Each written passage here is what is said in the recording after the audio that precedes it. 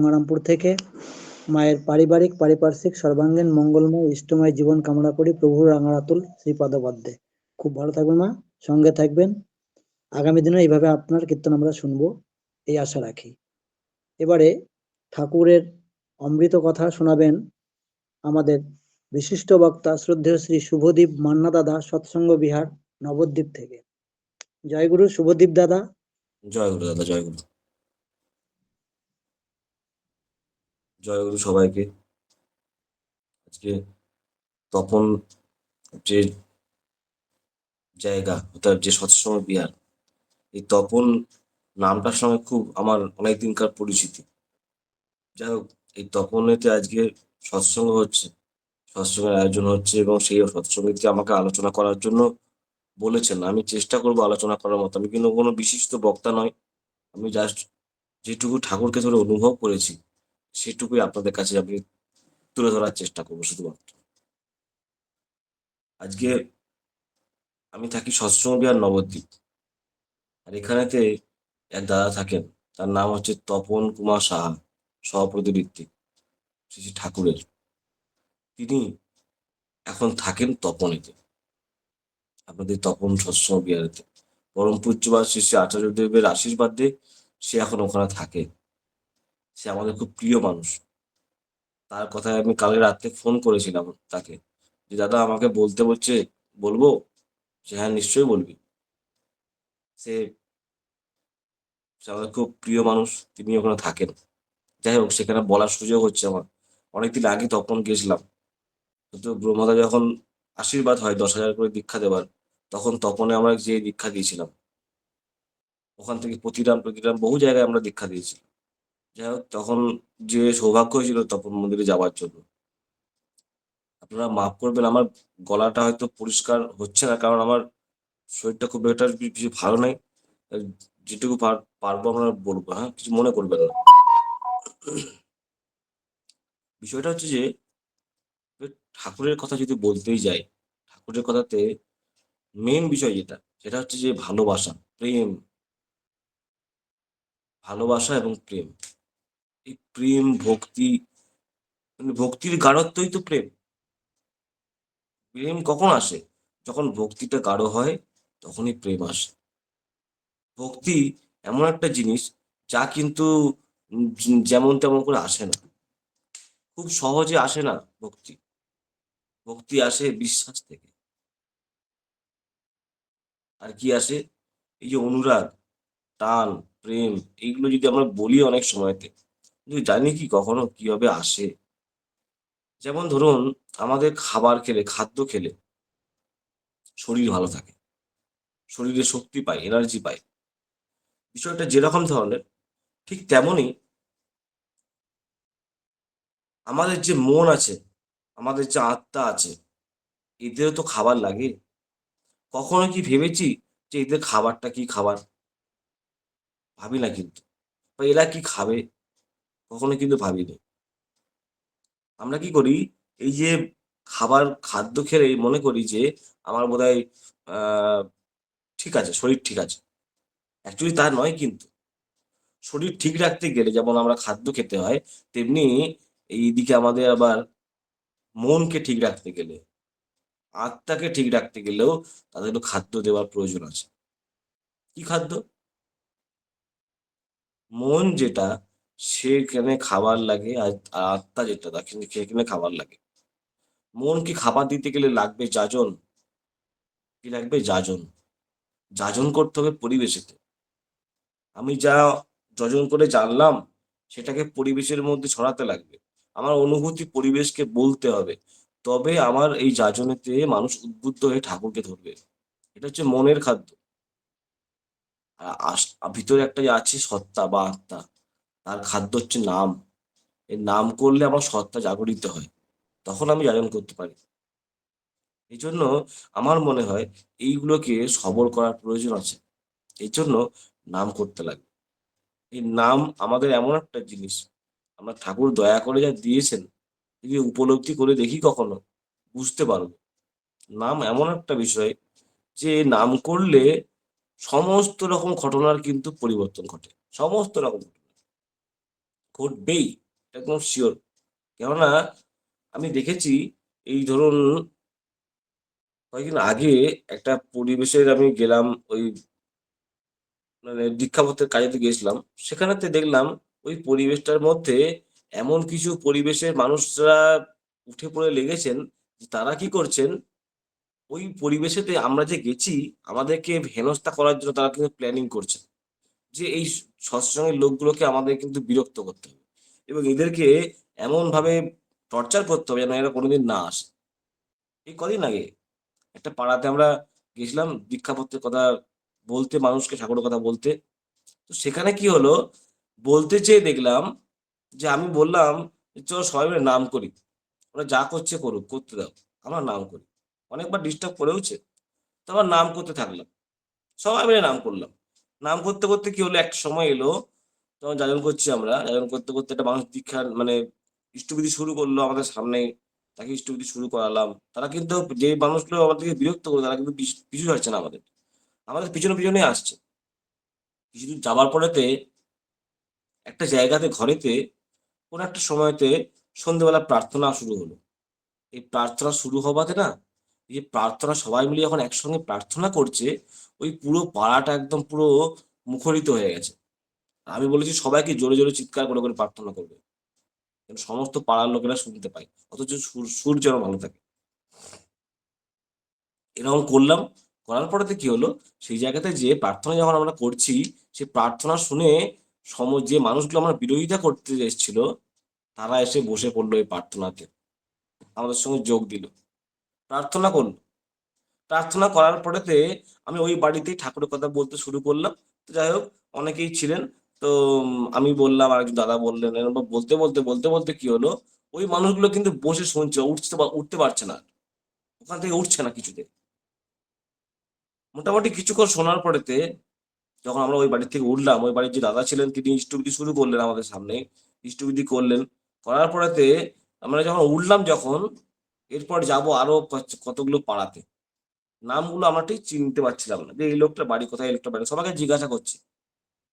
যে লোকগুলো আমাদের বিরোধিতা করছিল না, তারা আমাদের কাছে এলো। "দাদা, আমাদেরকে ক্ষমা করে দেবেন। আমরা তো আপনাদের খুব খারাপভাবে ভেবেছিলাম। যাই হোক, আমরা আপনাদেরকে সহযোগিতা করব। বলুন কোথায়, কোথায় নিতে হবে? এই লোকগুলো, যে লোকগুলো পাচ্ছেন না আপনি বলুন, আমি খুঁজে দিচ্ছি।" দিয়ে বলল যে, "আপনি পারবেন খুঁজে দিতে?" আমি জিজ্ঞাসা করলাম। তখন বলল, "হ্যাঁ, অবশ্যই পারবো। আমি এই এলাকার বিএলও। আমি এইখানেতে ওই ভোটের সমস্ত রকমের আমি যে লিস্ট হয়, আমার কাছেই আসে। আমি সবাইকে চিনি। আপনি শুধু নামটা বলুন।" তো সেই দাদা আমাকে নিয়ে গেলেন। নিয়ে যাওয়ার পরেতে সমস্ত বাড়িগুলো চিনিয়ে দিলেন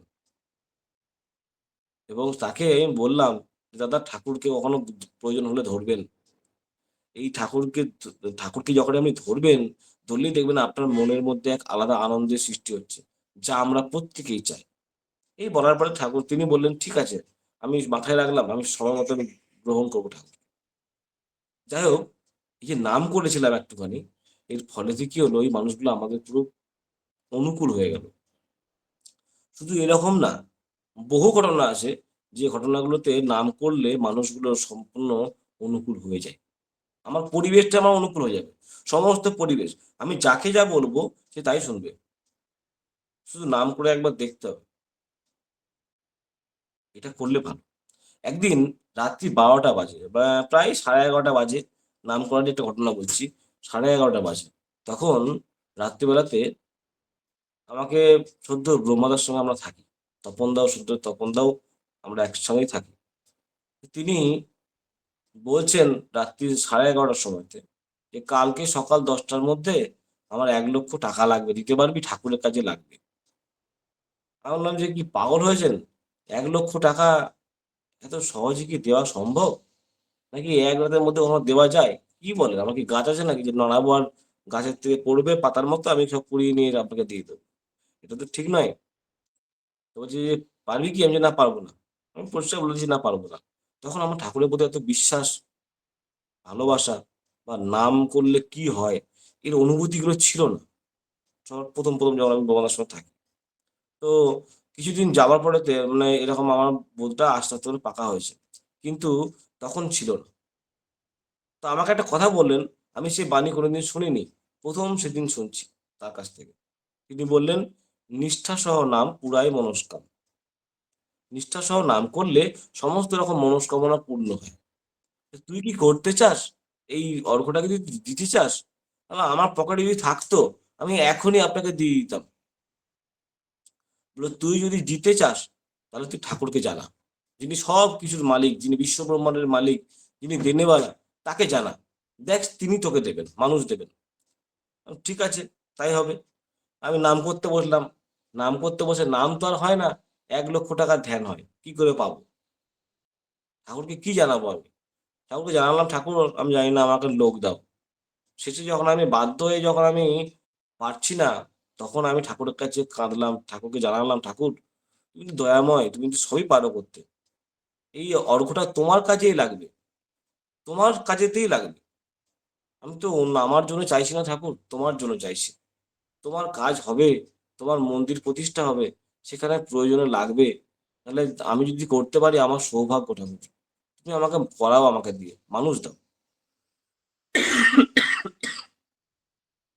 এই বলার পরেতে ঠাকুরকে জানালাম। তারপর নাম করতে বসলাম।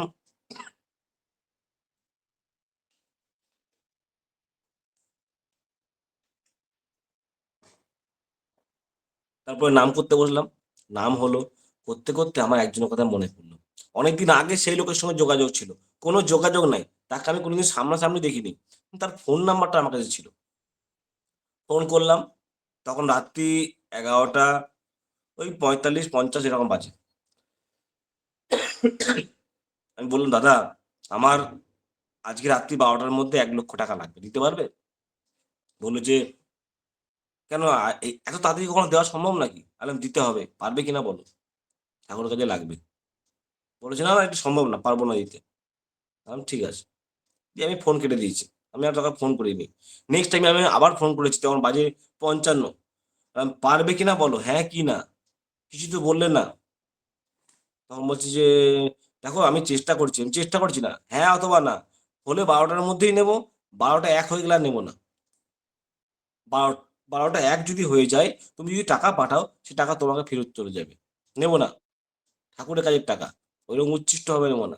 12টা মানে 12টাতেই নেবো। পারবে দিতে? তখন সে বাধ্য হয়ে বললো, আচ্ছা আমি দেবো। কিন্তু আমার কথাটা তো শোনো। এই কথা বলতে গেছে, আমি তখন ফোন কেটে দিয়েছি। রাত্রি 11টা 59 আমি আবার ফোন করলাম। কই দাদা, টাকা তো এলো না? বলে, এখনই যাচ্ছে। ঠিক 12টা বাজবে বাজবে এরকম অবস্থা, কয়েক সেকেন্ড বাকি আছে। দুটো অ্যাকাউন্ট থেকে না 50,000 করে 1,00,000 টাকা ঢুকলো। ঢোকার পরেতে তার আমি কিছু কথা কিন্তু শুনিনি আমি। রোমাকে জানালাম, রোমালা খুশি হলেন। আমি বললাম যে, এসেছে, বলে খুব ভালো। এই গল্প বললেন অনেকক্ষণ ধরে। তারপর সকালবেলাতে উঠে আমি 7টার দিকে কি মনে হলো, একবার ফোন করি। সকাল 7টা তখন বাজে, ফোন করলাম। বললাম, কি দাদা, কেমন আছো না আছো? তুমি যে টাকাটা পাঠিয়েছিলে আমি পেয়েছি, আমি ওটাকে ব্যাংক খুলে নিয়ে আসবো, নিয়ে এসে পাঠিয়ে দেবো দেওঘরেতে। তখন বললো যে, হ্যাঁ ঠিক আছে, কিন্তু তুমি জানো, তুমি যে কালকে রাত্রেবেলা আমাকে ফোন করলে, তো আমার তখন কি অবস্থা? আমি, কি অবস্থা? বলছে, আমার মেয়ে অ্যাক্সিডেন্ট হয়েছে। সেই মুহূর্তে তুমি যখন ফোন করেছো, সেই মুহূর্তে তখন সে হসপিটালে বসে আছে, শুয়ে আছে বেডেতে। তাকে নিয়ে মেডিকেল বোর্ড বসেছে। তাকে বাঁচানো কোনো মতেই সম্ভব নয়। যদিও বা বাঁচানো যায়, পা কেটে বাদ দিতে হবে। এই হচ্ছে তার কন্ডিশন। সেই অবস্থায় তুমি আমাকে টাকা চাইছো। তুমি জানো আমি সেই অবস্থায় টাকা তোমাকে আমি দিয়েছি কেন? না, আমি জানি ঠাকুর চেয়েছে না, ঠাকুর দয়া করেছে, তাই তোমাকে আমি দিয়েছি। বললাম, খুব ভালো তো, ঠাকুর দয়া করবেন। তারপরে ঠাকুর দয়া করবেন আমি সকালবেলা জানতে পারলাম আমার মেয়ের পাটা কেটে বাদ দিতে হবে। আমি তো এই জন্য দিইনি। আমার, দাদা, ঠাকুরকে দিয়েছেন তো? বলে, হ্যাঁ দিয়েছি। আমার, তাহলে ঠাকুরের উপর কি বিশ্বাস বা ভক্তি ভালোবাসা কিছু নেই? বলছে, আছে তো, অগাধ বিশ্বাস আছে। আমি তো একটু ধৈর্য ধরুন, এখনো তো পা কেটে বাদ দেয়নি, এখনো তো সময় আছে। বলছে, হ্যাঁ সময় আছে। 8টার সময় অপারেশন হবে বলেছে, আর 1 ঘন্টা সময় আছে। আমি বললাম, ঠিক আছে, 1 ঘন্টার মধ্যে অনেক কিছু হতে পারে, ওয়েট করুন, দেখুন না কি হয়। তবে ঠাকুরকে খুব মনে মনে জানালাম, ঠাকুর মেয়েটার পাটা কেটে বাদ যাবে, এইটুকু মাত্র বাচ্চা মেয়ে, মানে 6 বছর বয়স মেয়েটার। স্কুলে যাচ্ছিল, স্কুল ভ্যানেতে ধাক্কা মেরেছে, পুরো পায়েতে 26খানা টুকরো হয়েছে পাটা। এরকম বলার পরেতে কি হলো, সকাল 8টা যখন বাজে, ডাক্তার অপারেশন থিয়েটারে তুলে দিয়েছেন, অপারেশন করবে, পা কেটে বাদ দেবে। সেই সময় ওনাদের সিনিয়র ডাক্তার অপারেশন থিয়েটারে ঢুকেছে। অপারেশন থিয়েটারেতে সেই সময়তে সিনিয়র ডাক্তার ঢুকে গেল, ঢুকে যাবে যে কি হয়েছে বলতো? বলছে স্যার এই যে এইটার এরকম পেশেন্টটা এরা এই অবস্থা, পাটা এখন কেটে বাদ দিতে হবে। যে কে বলেছে পা কেটে বাদ দিতে হবে? এটা মেডিকেল সায়েন্সেতে এরকম ব্যাপার আছে নাকি যে পাটা কেটে বাদ দিতেই হবে? পাটা কেটে বাদ দেওয়ার তো কোনো প্রয়োজন নাই, কিন্তু পাটা মাত্র ফ্র্যাকচার হয়েছে, এটা তো জুড়ে দিলেই হয়। ফিস প্লেট দিয়ে জুড়ে দাও, পরে দিয়ে দেখা যাবে পা ঠিক হয় কি না হয়। পরে যদি কোনো ক্যান্সার টিস্যু থাকে তখন কাটা যাবে। এখন তুমি একটা বাচ্চা মেয়ের পাটা কেটে তুমি নষ্ট করে দিচ্ছ জীবনটাকে। কে তোমাকে শিখিয়েছে সব? কিচ্ছু করতে পারে, সরো তো দেখি, আমি করছি অপারেশন। সেই ডাক্তার অপারেশন করলো, তার পা কেটে বাদ গেল না মেয়েটার, বাচ্চা মেয়েটার পা কেটে বাদ গেল না। ডাক্তার অপারেশন করলো, প্লেট দিয়ে দিয়ে জুড়লো 26 খানা টুকরোকে, পাকে সুন্দর করলো, যতটা সুন্দর করা যায় অপারেশন করলো। সেই মেয়ে এখন ডান্স করে, এত সুন্দর ডান্স করে মেয়েটা, এখন তার 13 বছর বয়স, এত সুন্দর ডান্স করে যে দেখার মতো ডান্স করে। শুধু তাই না, সে ডান্স করে মানে বেঙ্গলের মধ্যে গোল্ড মেডেল পেয়েছে সে কদিন আগে। সেই মেয়ে, ঠাকুরের দয়া কি এভাবে আসে? যেভাবে আসে বলা মুশকিল কিভাবে আসবে, কিন্তু তিনি দয়া করবেন, তিনি দয়া করতে ছাড়বেন না, এটাই তার বৈশিষ্ট্য। আজকে দেখুন, আমরা কোনো সমস্যা হলে দেওঘরে যাই, আচার্যদেবের কাছে নিবেদন করি যে আমার এই সমস্যা, আপনি দয়া করে রক্ষা করুন। তাকে যে আমরা বলি ঠিকই, কিন্তু আমি কি কখনো ভেবেছি যে আমরা তার কাছে যাচ্ছি তো নিবেদন করতে? তিনি তো আছেন, আমার কোনো অসুবিধা নাই, সে তো সবই ঠিক আছে, তিনি আছেন, তিনি আমার সমস্ত সমস্যার সমাধান করে দেবেন, তিনি কোনো দিক দিয়ে আমাকে হার্ট করবেন না, আমি ভালো করে জানি।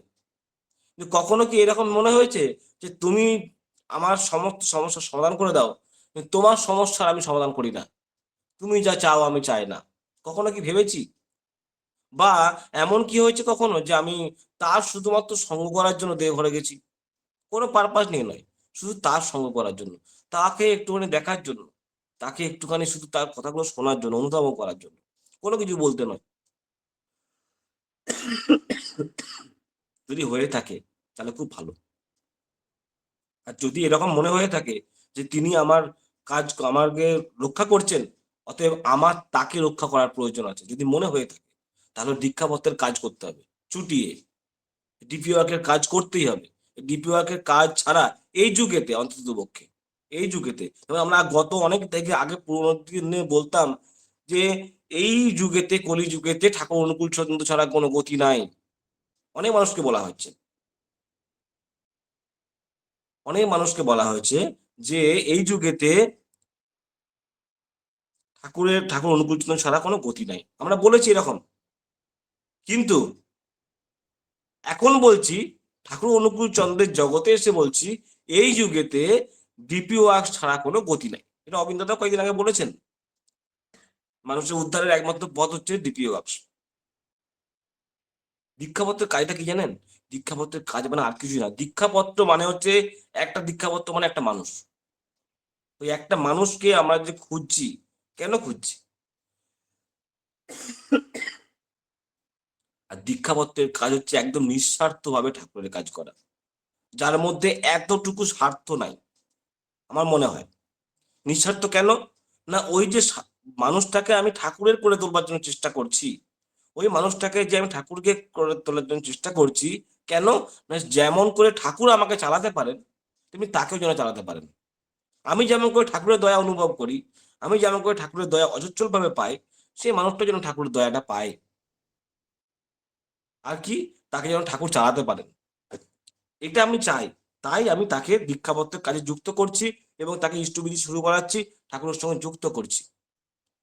এই আমাদের অ্যাম্বিশন থাকে এই দীক্ষাপত্রের কাজে। তাই যদি হয়ে থাকে তাহলে দেখুন, একটা মানুষের কাছে নিঃস্বার্থভাবে যাওয়া, তার সঙ্গে কোনো যোগ নাই আমার, না আত্মার যোগ আছে, না কোনো রকম আমাদের মধ্যে কোনো রকম ভাই রক্তের সম্পর্কের যোগ আছে, কিচ্ছু যোগ নাই। যোগ শুধুমাত্র ঠাকুরকে ধরে। ঠাকুরের দীক্ষা নিয়েছে এক সময়তে, কিছু করে না, আমিও ঠাকুরের দীক্ষা নিয়েছি এক সময়তে, আমি করছি, করে ফল পাচ্ছি, সেই ফলটা তাকে দিতে যাওয়ার জন্য আমরা যাচ্ছি। তুমিও পাও, তুমি কেন কষ্টে থাকবে? এই যে তাকে আনন্দ দেওয়া, এই যে তাকে এত বড় একটা সাহস দেওয়া, ভরসা দেওয়া, আমাদের আর কিছু হোক না কেন, আমরা আর তো ভয় পাই না। যেমন দীক্ষা নেওয়ার আগে ভয় পেতাম যে আমার যদি কিছু হয় আমাকে রক্ষা করবে কে? যে ভয় আমাদেরকে কুরে, কুরে খেত, আজকে দীক্ষা নেওয়ার পরেতে যখন ঠাকুরকে ধরে আছি, ইষ্টবিধি ঠিক মতো করে যখন করে পাঠানো হচ্ছে, তখন আমাদের মনের মধ্যে একটা ভাব জাগছে তো, যে আর যাই হোক না কেন, কেউ না থাকুক আমার ঠাকুর আছেন। কেউ না থাকুক আমার ঠাকুর আছেন। আমি কোনো সমস্যায় পড়লে আমার আচার্যদেব আছেন, আমাকে রক্ষা করবেন। অতএব আমার কোনো চিন্তা নাই। এই যে এত বড় একটা সাহস আমি পেয়েছি ঠাকুরকে ধরে, এত বড় যে একটা শক্তি পেয়েছি আমি ঠাকুরকে ধরে, আচার্যদেবকে পেয়ে, এটা তো কম পাওয়া নয়। এই ভরসা, এই শক্তি কে দেবে আজকালকার দিনে? সবাই তো আমাকে নিয়ে খেলা করবে। কেউ কি আমাকে কি এই শক্তি সাহস দেবে? নাকি এতটা সাহস, এতটা শক্তি আমার মা-বাবাও দিতে পারে? তাই আমাদেরকে চিন্তা করতে হবে যে আমরা কার অধীনে আছি, কার ছত্রছায়াতে আছি, বেঁচে আছি। অতএব এই যে আচার্যদের যা বলছেন তা করা লাগবে আমাদের। এছাড়া পথ নাই। এই দীক্ষাপত্রের কাজ যদি আমরা করতে যাই, তাহলে আমাদের মধ্যে কিন্তু এই ঠাকুর ভাব জাগবেই, জাগবেই, জাগবেই। ঠাকুর ছাড়া অন্য কোনো ভাব জাগতে পারে না। করে একবার দেখতে হবে। যত রকমের রোগ জ্বালা আছে, যত রকমের রোগ জ্বালা আছে, সব পালাবে। কিচ্ছু থাকবে না। আমি দীর্ঘদিন ধরে পেটের রোগে ভুগছিলাম। দীর্ঘদিন কোনো ওষুধে কোনো কাজ করছিল না। বহু ডাক্তার দেখিয়েছি, কিচ্ছু ছাড়েনি আমার। যাই খাই অ্যাসিড হয়ে যায়। কিচ্ছু খেতে ইচ্ছা করে না। সারাদিন আমার পেট ভাত থাকে। এটা আমার দীর্ঘদিনের রোগ। এটা আমি দাদাকে নিবেদন করেছিলাম আচার্যদেবের কাছে। তিনি বললেন দীক্ষাপত্রের কাজ করতে, চুটিয়ে দীক্ষাপত্রের কাজ করতে। আমি চেষ্টা করলাম, যেটুকু পেরেছি সেটুকু করেছি। কয়েকদিন যেতে না যেতেই আমার সমস্ত কিছু ভালো হয়ে গেল। না পেটের কোনো ট্রাবেল আছে, খুব খিদে পাই, সারাদিন বকছি, যথেষ্ট খিদে পাচ্ছে, এসে খাচ্ছিও। এই যে তার যে ট্রিটমেন্ট, এইটাই তার ট্রিটমেন্ট। সমস্ত কিছুর মানসিক অশান্তি যাই থাকুক না কেন, দীক্ষাপত্রের কাজে নামতে হবে। দেখুন মানসিক অশান্তি থাকে কিনা, নিমেষের মধ্যে চলে যাবে, নিমেষের মধ্যে কিচ্ছু থাকবে না। এই দীক্ষাপত্রের কাজটা এমন একটা জিনিস, যে কি জিনিস, যেমন দীক্ষা নিতে যখন আমরা বেশি বয়সে দীক্ষা নিয়েছিলাম, তখন যেমন মনে হচ্ছিল যে কেন আমরা 12 বছর বয়সে দীক্ষা নিইনি, এতদিন পরে কেন নিলাম, এরকম যেমন মনে হয়। অনেকেই বলে, বলতে শুনেছি, বহু লোক বলেন, আমি শুনেছি অনেকেই বলেন যে আমি কেন যে 12 বছর বয়সে দীক্ষা নিইনি, খুব ভুল করেছি, এরকম মনে হয়, অনেকেই বলে। তখন মনে হবে কেন আমি দীক্ষাপত্রের কাজ করিনি, কেন আমি আরো আগে করিনি। একবার করে দেখতে হবে। এই দীক্ষাপত্রের কাজ করতে যেয়ে আর একটা ঘটনা ঘটেছিল। আমাদের এখানে শ্রীরামপুর বলে একটা জায়গা আছে, শ্রীরামপুর। সেটা হচ্ছে বর্ধমান ডিস্ট্রিক্ট, এটা নদিয়া ডিস্ট্রিক্ট, ওটা বর্ধমান ডিস্ট্রিক্ট, রেল লাইনের ওপারটা হচ্ছে বর্ধমান ডিস্ট্রিক্ট। সেখানে গেলাম। আমাদের দেওঘর থেকে যে টিম পাঠিয়েছিলেন অবিন দাদা, সেই অবিন দাদার টিমেতে কতগুলো ছেলে এসেছিল। তারা এখানে এসে কিন্তু দীক্ষাপত্রের কাজ করে গেছে। এবং আমাদের কৃষ্ণনগরেরও কিছু ছেলে ছিলেন, তারা সবাই মিলে একসঙ্গে টিম করে এখানে নবদ্বীপে কাজ করতে এসেছিলেন। তো একদিনে কি হয়েছে, ওরা যে সমস্ত জায়গায় ঘোরে, সব থেকে ম্যাক্সিমাম ওরা 8টা উপজেলা কেন্দ্রেই ঘুরতে পেরেছে এখন পর্যন্ত, যত জায়গায় না ঘুরেছে। তো আমাদের নবদ্বীপের সব ম্যাক্সিমাম উপজেলা কেন্দ্রই টাউনে টাউনে আছে। তাই আমাদের এখানে তো মোটামুটি সেদিনেতে অনেকটাই উপজেলা কেন্দ্রে সবকিছু কভার প্রায় হয়ে গেছে। তো কি হয়েছে, কভার হয়ে যাওয়ার পরেতে আমি বললাম চলো আরো যেতে হবে, এখন ছুটি নাই, তখন 7টা বাজে। আমি বললাম যে 10টা পর্যন্ত করতে হবে, কিন্তু আজকে যতটা আগানো যায় আগাতে হবে, অনেক অনেক উপজেলা কেন্দ্র আছে। বলো ঠিক আছে চলো। তো তাদেরকে আমি নিয়ে গেলাম শ্রীরামপুরেতে। ওখানেতে যে জায়গায় আমাদের যাবার কথাটা পরের দিন দুপুর 12টার সময়তে, নেক্সট দিন দুপুর 12টার সময় যাবার কথা, সেখানে আমরা যাচ্ছি কখন, আজকে রাত্রি 8টার সময়। অতএব 12 ঘন্টা প্লাস এদিকে ধরুন আরো 8 ঘন্টা ধরে রাখুন, 4 ঘন্টা ধরে রাখুন, 12 16 ঘন্টা আগে আমরা যাচ্ছি। যে কি হলো, ওখানে যে একটি মানুষের বাড়িতে গেলাম, দীক্ষাপত্রে কথা হলো, তারা ইষ্টবিধি শুরু করলো, চলে আসলাম। নেক্সট বাড়িতে যখন আমরা যাচ্ছি, যে সে বাড়িতে গেলাম, সবাই দেখলাম যে মনমরা হয়ে বসে আছে, চুপচাপ বসে আছে, সবার মন ভালো নাই, পরিষ্কার দেখে বোঝা যাচ্ছে তাদের বাড়িতে কিছু একটা হয়েছে। তো আমি যাদের জয়গুরু দিলাম, গেলাম, সবাই মিলে আমরা গেলাম। যাওয়ার পরেতে কি হলো, ওই বাড়ির যে দাদা ছিলেন, তিনি মানে ওনার যে মা মা আছেন, ওনার স্ত্রী আছেন, উনি আছেন, আর ওনার মেয়ে আছে একটা, এই চারজন পরিবারের মেম্বার, তারা ওখানে বসে আছে, মানে গল্প করছিলেন। করতে করতে হঠাৎ করে আমি তাদেরকে ঠাকুরের কথা বলছিলাম, বলতে বলতে কি হলো, ওই দাদা কিন্তু উপরে উঠে চলে গেলেন, হঠাৎ করে উপরে উঠে চলে গেলেন। কেন চলে গেলেন? তারপরে আমি জিজ্ঞাসা করলাম, দাদা আপনি উপরে যে মাটাকে জিজ্ঞেস করা, আচ্ছা উনি যে চলে গেলেন উপরেতে, তারা বলো না ওনার মন ভালো নাই, সকাল থেকে আমার সঙ্গে ঝগড়া হচ্ছে, এবং সারাদিন ঝগড়া হয়েছে, সংসারে অশান্তি লেগেই আছে। বললো ঠিক আছে, ও ঠিক হয়ে যাবে, ও চিন্তা করবেন না। যে ওরা কথা শুনছে, ঠাকুর কথা শুনছে। মেয়েটা হাঁটতে পারে, বাচ্চা মেয়ে, ওই 6-7 বছরেরই বয়স। মেয়েটা কি করেছে, ও বাবার পিছনে পিছনে গেছে, যে দেখে ওর বাবা গলাতে দড়ি নিয়েছে, উপরে ঝুলবে বলে, ঝুলবে বলে গলায় দড়ি নিয়েছে, নিয়ে ঝুলে পড়েছে প্রায়। ওই মেয়ে, বাচ্চা মেয়ে দৌড়াতে দৌড়াতে এসছে, সে মাকে টানছে, বাবাকে মানে ঠাকুমাকে টানছে, খুব জোরে জোরে টানছে। আর আমাদের এক কোনো ছেলে নিচের থেকে দেখতে পেয়েছে ঘটনাটা, যে ওখানে ঝুলছে বলে। ও দৌড়ে গেল, আমরা সবাই মিলে দৌড়ে গেলাম, লোকটাকে নামালাম, নামিয়ে ইয়ে করলাম যে হ্যাঁ, বেঁচে গেল লোকটা। পরে সবাই মিলে ধ্বনি দেওয়া হলো। সেই বাড়িতে সেই মা বলছে, বাবা তোমার দাদা জানি না। আর ওই বাড়িতে যেই একমাত্র দেখলাম একটা সিংহাসন, পরিষ্কার ভাবে একদম সাদা আসন পাতা, কোনো ঠাকুরের ফটো বসানো নাই, সিংহাসনটা ঘরে রাখা আছে। আপনাদের কে বলেছে? বলছে, না কেউ বলেনি, আমাদের ইচ্ছা হয়েছে তাই আমরা ওখানে রেখেছি, যদি গুরুদেব এসে বসেন, এই ভেবে রেখেছে। এটা অমায়িক পরিবেশ। ছেলেটা বাঁচানো হলো, বাঁচলেন। ছেলেটাকে অনেকক্ষণ ধরে যাজন করলো, যাজন করার পরে সে ছেলেটা শান্ত হলো। হওয়ার পরেতে তাকে স্তুতি শুরু করা হলো, ইষ্টবিধি করলো। করার পরেতে কি হলো, ওই যে মানুষটা বেঁচে গেল, ওই ইম্প্যাক্ট পড়লো পুরো পরিবেশেতে। এই পরিবেশের মধ্যে পড়ার পরেতে সবাই মিলে দৌড়ে চলে গেল। কি ব্যাপার, এত কি ব্যাপার? আমরা বললাম ঠাকুরের দয়া আজকে দাদা বেঁচে গেলেন। সবার মুখ পুরো চুপ, একটা কেউ কোনো কথা বলেনি, সবাই হাঁ করে শুধু দেখে গেছে ঘটনাটাকে। ওই পাড়াতে দীক্ষাপত্রের কাজে আমরা নেক্সট উইকে গেছি, যে কটা মানুষ দীক্ষা নিয়েছিল, ইষ্টবিধি করেনি, প্রত্যেকের বাড়িতে গেছি, কেউ না করেনি, প্রত্যেকে ইষ্টবিধি শুরু করেছে। এটাই আমার ঠাকুরের দয়া, এটাই দীক্ষাপত্রের এফেক্ট, আমার মনে হয় তাই করা উচিত সবাই মিলে। যদি না করি তাহলে আমি জেনে রাখবো আমার গুরুর সঙ্গে আমি বেইমানি করছি, সত্য কথা বলছি আমি, কারোর মনে খারাপ লাগতে পারে, আমি যা বলছি সে সত্য কথা বলছি। গুরুর সঙ্গে আমি বেইমানি করছি যদি আমি এই দীক্ষাপত্রের কাজ না করি। জেনে রেখে দিতে লাগবে, ইষ্টবিধি করি ভিখারিকে দেওয়ার মতো 1 টাকা করে, যা ভিখারিতেও নেয় না আজকাল, সেটা দিয়ে ইষ্টবিধি করি। দয়া পাই কত, ঠাকুরের দয়া পাই কত, অজস্র, যাকে মাপ কাঠিতে মাপা যাবে না। আর সেই দয়া যদি মাপতে যাওয়া যায়, আর যদি বাজারের দর দিয়ে কিনতে হয়, কত টাকা দাম হয় একবার দেখবেন। তাই যা পাই তাকে দিই, আমি তাকে দিই না কিন্তু,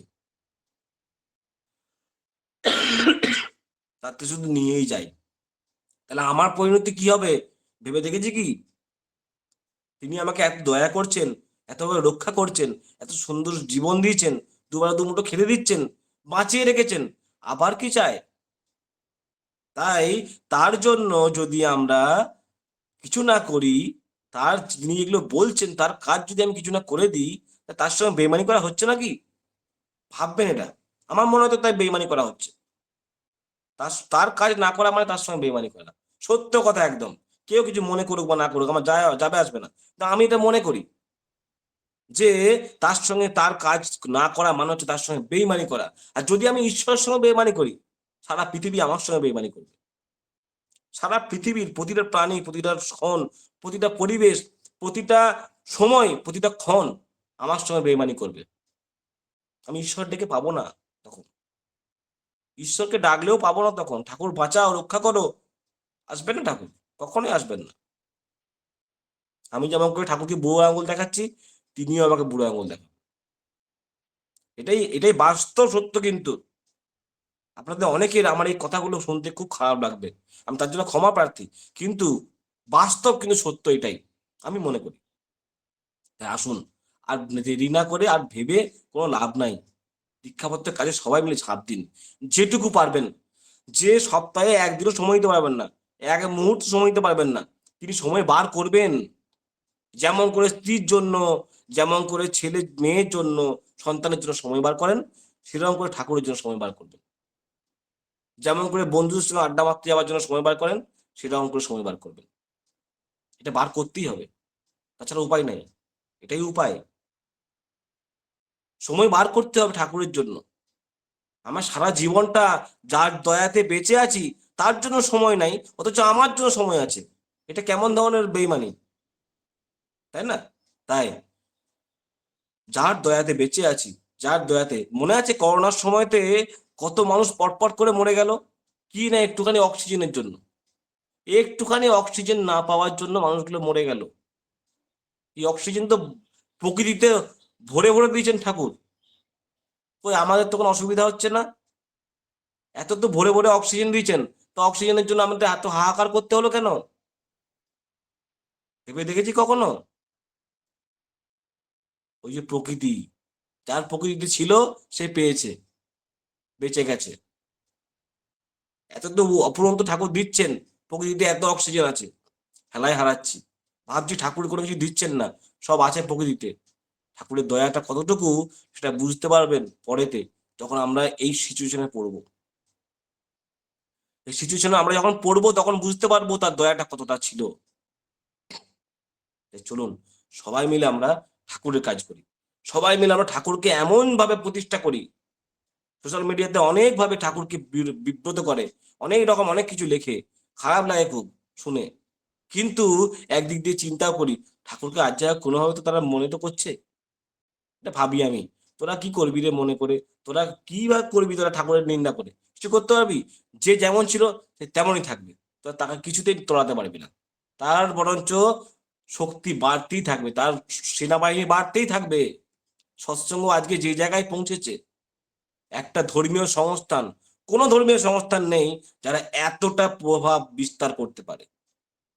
সৎসঙ্গে ১৭তম বর্ষের সময়তে যে উৎসব হলো, এই উৎসব দেখার মতো, যা বিশ্বে একটা আলোড়ন সৃষ্টি করেছে। এবং ভারতবর্ষের এমন একটা সংস্থা নামে অভিহিত হয়েছে সৎসঙ্গ, যা মানুষের পরোপকারী সংস্থা নামে অভিহিত হয়েছে। পেপারে বেরিয়েছিল, দেখবেন আপনারা, পড়ে দেখবেন। তাই এই সংস্থা, এই যে ঠাকুরকে ধরে ধরে মানুষ আজকে এত বড় হয়েছে, কত পরিশ্রম করেছে মানুষেরা, আজকে এই জায়গায় পৌঁছেছে।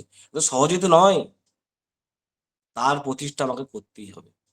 তিনি হচ্ছেন অবতারী, তিনি কিন্তু অবতার নন, তিনি কোনো কোনো কিছু নন, তিনি অবতারী।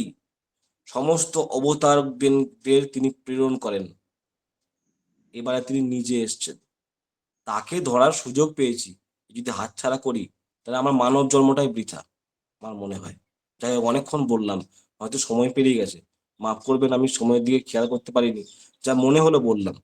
আপনাদের যদি ভালো লেগে থাকে আপনারা মনে নেবেন, আর যদি ভালো না লেগে থাকে ছোট ভাই হিসেবে ক্ষমা করে দেবেন। আমি হয়তো অনেক কিছুই রাফ ভাবে বলে ফেলেছি, কিন্তু এটা আমার বলাটা ঠাকুরের জগতে ঠিক নয়। কিন্তু বাস্তবগুলো আমি বলেছি, যা আমার মনে হয়েছে, যা আমার অনুভূতিতে এসছে সেটাই আমি বলেছি। সবাই ভালো থাকবেন। কখন সম্ভব হলে নবদ্বীপে আসবেন, ওখান থেকে সবসময় ট্রেন থাকে, নবদ্বীপ ধামে ট্রেন থাকে, প্রতিদিন থাকে। যখনও চলে আসবেন, আমরা খুব আনন্দ পাবো যদি আপনারা আসেন, খুব আনন্দ পাবো। নবদ্বীপে আসবেন, থাকবেন, এখানেতে মায়াপুর আছে, নবদ্বীপ আছে, ঘুরে যাবেন, থাকবেন।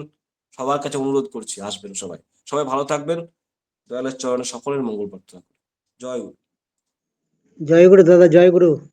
আমরা তো সময়ের সঙ্গে বাঁধা, তাই থামাতে হলো। এত সুন্দরভাবে আমাদের শুভদীপ মান্না দাদা মিষ্ট প্রসঙ্গ করলেন, মনোমুগ্ধকর মিষ্ট প্রসঙ্গ, বাস্তববাদী, এত সুন্দর, ভালো লাগলো। তবুও সময়ের সঙ্গে বাঁধা, তাই থামতে হলো। তো এবার দাদার পারিবারিক পারিপার্শ্বিক মঙ্গলময় ইষ্টময় জীবন আরো থেকে আরোতরে হয়ে উঠুক এই কামনা করি দয়ালের রাঙারাতুল শ্রীচরণ দাদা। খুব ভালো থাকবেন। আগামী দিনে আপনার বক্তব্য আমরা শুনবো। জয় গুরু। জয় গুরু, জয় গুরু আরে দাদা, জয়। ধ্বনি ও প্রতি